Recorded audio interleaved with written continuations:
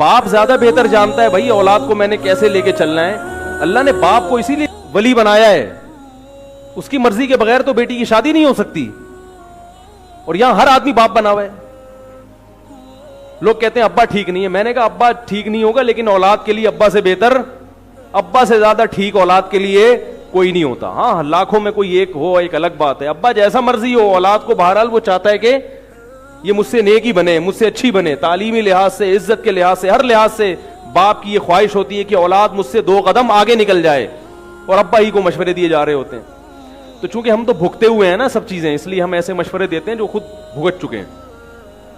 تو اللہ کا بڑا فضل ہوا کہ پھر ایک قریب میں اسلامی اسکول کھل گیا, کچھ نسبتاً بہتر, تو پھر بچے وہاں جا رہے ہیں الحمدللہ.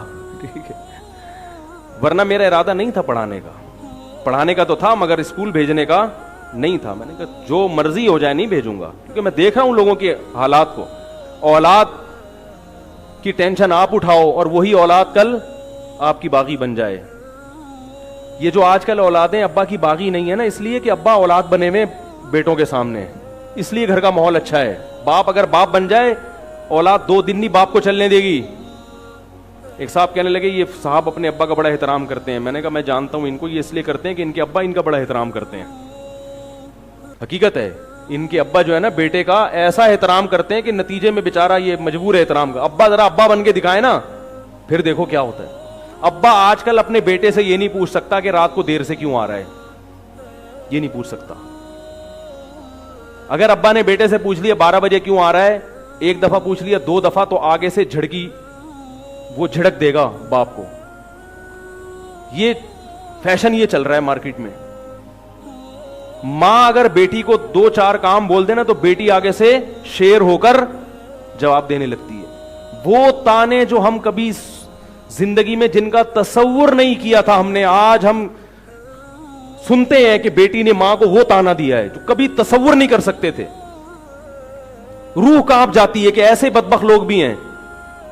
ہم نے بھی اپنی ماں سے مارے کھائی ہیں, ڈانٹیں کھائی ہیں.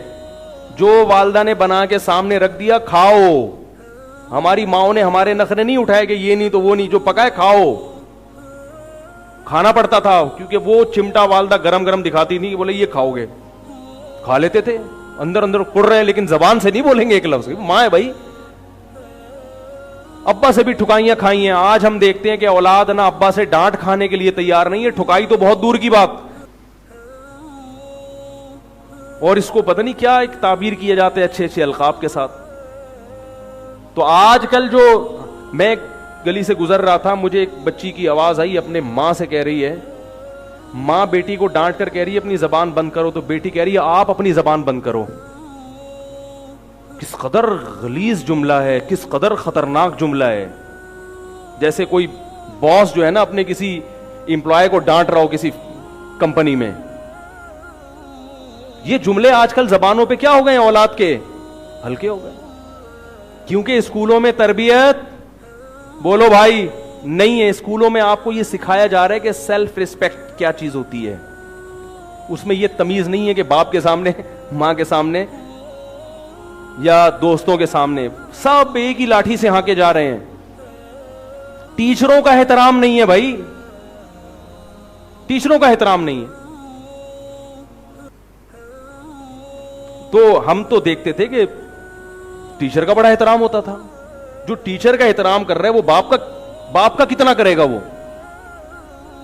بچوں کو آزاد آزاد آزاد, سختی نہیں کرنی, سختی نہیں کرنی, ڈانٹنا نہیں. میں بھی مانتا ہوں کہ سختی نہ کریں, نہ ڈانٹیں. جو بات محبت سے ہوتی ہے وہ سختی سے نہیں ہوتی. لیکن بچہ بے عقل ہوتا ہے, اور بے عقل کو, کم عقل کو دلائل سے سمجھانا آپ کے بس میں نہیں ہے. اس کو سختی سے سمجھانا پڑتا ہے. میں نہیں کہہ رہا درندوں کی طرح پیٹنا شروع کر دیں, لیکن بچے پر اگر استاذ کی سختی نہ ہو, والدین کی سختی نہ ہو, بڑے بھائی بہنوں کی سختی نہ ہو, تو بچہ بگڑتا ہے, سدھرتا نہیں ہے.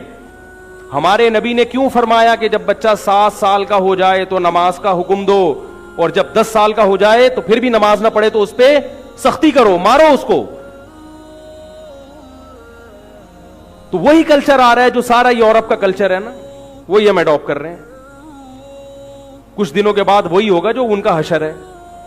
باپ मां बच्चे को पैदा करती है मगर सख्ती, बोलो भाई, नहीं कर सकती। वो सारा दिन उसका ख्याल करेगी मगर डांटेगी नहीं उसको। स्कूलों में बच्चों से पूछा जाता है माँ बाप डांटते तो नहीं आपको?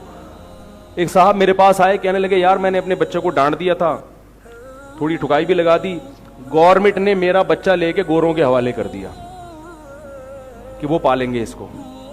क्या गुजरती होगी बाप के ऊपर यार, मुझसे औलाद लेके किसके हवाले कर दी? गैरों के हवाले। हम तो उसी में मर जाएं गम से ही। तो मेरे भाई क्या तुम ये चाहते हो कि यही कल्चर आ जाए तुम्हारे मुआशरे में?